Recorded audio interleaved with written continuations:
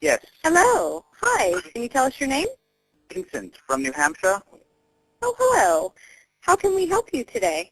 I first want to let you know you are on the air, and I see your Okay. program. Okay, good. You weren't talking to yourself. Oh,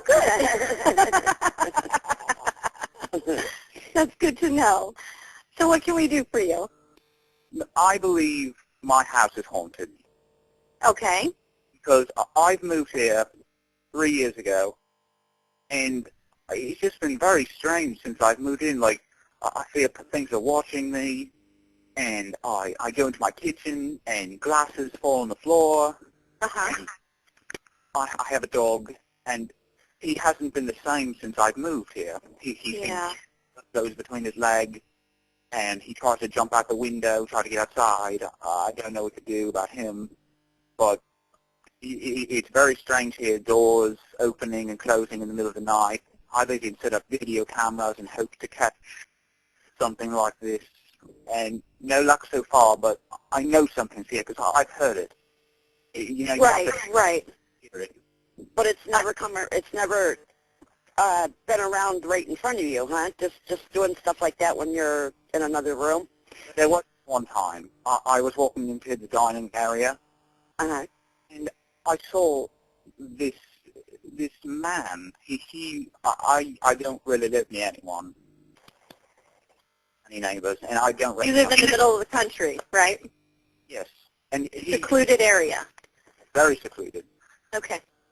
My nearest neighbor's like a mile down the road.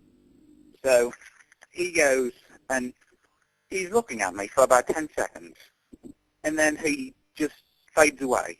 He was gone, yep.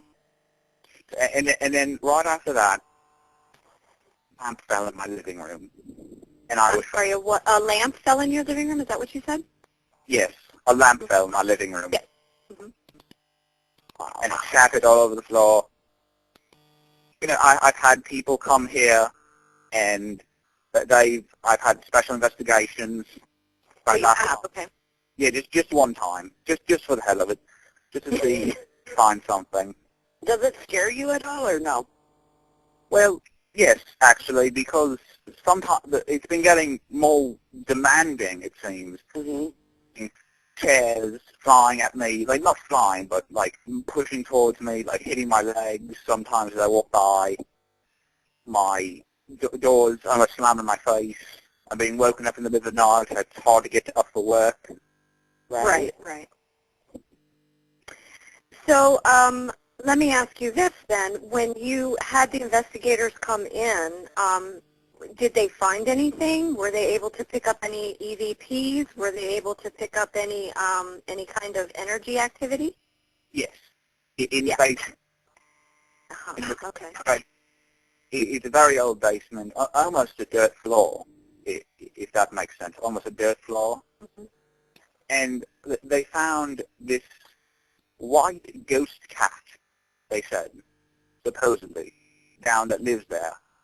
And they said that may be some of the disturbance in... No, it's not. It was a human. I can tell you that much. I don't necessarily believe that animals haunt us. I think that the animals go straight into the light. This is my opinion, okay? So you take that for what it is.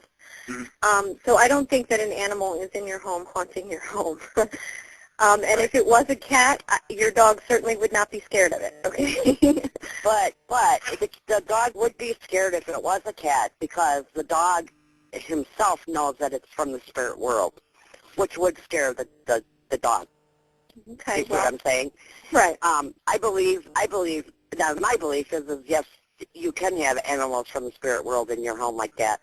I do believe you have a family living in your home. I think it's a man, a woman, and... Pardon? Wow. Never thought about that. Yeah, it must be the blog talk because it keeps cutting out. Is it on you? Yeah, it does, yeah. Yeah, it's a family living there with you. Really? Should I take special precautions like hit things and try to stay on the way? They're really not there to hurt you. What they're trying to do is scare you out of there. Right. They don't want you in their home. Okay. What I would suggest to do personally, if it was me, I would probably openings of all the doorways and just ask them to leave very nicely. Tell them that it's your home now. They have to go. I'm not moving, and I'm not leaving, and I'm not afraid of them. I want them to. Right. And you need to keep that attitude, but you also need to keep an attitude of compassion towards them. You know, like you understand that this is their place and that they don't want to leave, but that they're dead and they don't belong here and they need to go to the light. I don't know if you believe in angels or not, but Archangel Michael and his Band of Mercy is another source of help for you. I would call in him, Archangel Michael, and ask him to escort them to the other side. Okay, that's another option for you. I see. Do you ever hear them to where you might hear somebody say walking down the hallway, but then you also hear another noise at the other end of the house? Yes. Yeah.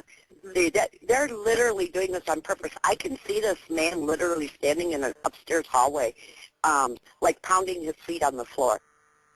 Really? Yeah. They vocalize sometimes, though. Mm-hmm. I was in my living room once, and the man, it sounded like a man, it might have been a young boy, but who knows. He was saying, Gwally, Gwally, Gwally. I don't know what that means, but does Gwally have any significance? Or was he trying to say Wally for his brother? Maybe. Just sounded like Gwally, though. It could have also, have you looked up the history of the home? Maybe it's a last name of the people who owned the home before? Daniel Gwally.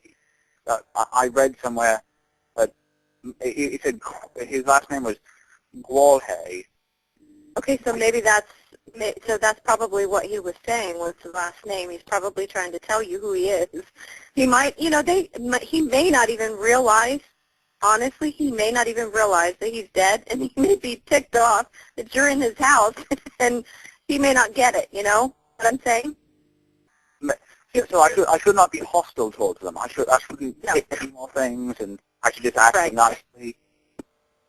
The more hostile you are to them, the more they are going to stand their ground and stay. Do you understand what I'm saying? They feed off of fear. That's how their energy goes. So if you feed them compassion and understanding and love, then they might start to, correct me if you think I'm wrong, Lisa, they will actually start to realize and get an understanding for what's going on. So I wish they would just leave. I mean, when I have my family members over, like twice a year, my little niece, she saw a man too outside as she was playing by the well, and she said that the man told her that she should go inside, that to not go near this well and not outside, not to play outside there near the mud in the well, and she should just come inside and join us in the party inside. And that's what she said, and there was no man that we could recognize that she gave a description of. He was in tattered clothes, dirt. He's dirty, and he's got a really scruffy beard. Mm-hmm. He was talking to her, and he was trying to keep her out of danger. This is my take on it. This is what I'm feeling from this. He wasn't trying to scare her. He just wanted her to not get hurt. And obviously there's something over there by the well that he was afraid she was going to get hurt on. And so he told her to go into the home. Maybe that might be correct. It sounds right. The biggest thing is if they know you don't fear them, they will start giving up. Right. And so the more that you verbally talk out loud to them and tell them, you know what, just knock it off. You know, I know you're here, but this is my home now, and you need to leave. The faster they're going to get out of there for you. The way I try to get them out is I just run around the house yelling, cursing, poop, bullshit, everything. Right, but all you're doing then is you are feeding them fear. They think you're afraid of them, and so that's and what they want to stay. They're laughing, they're laughing at you. Exactly. Exactly. And so that's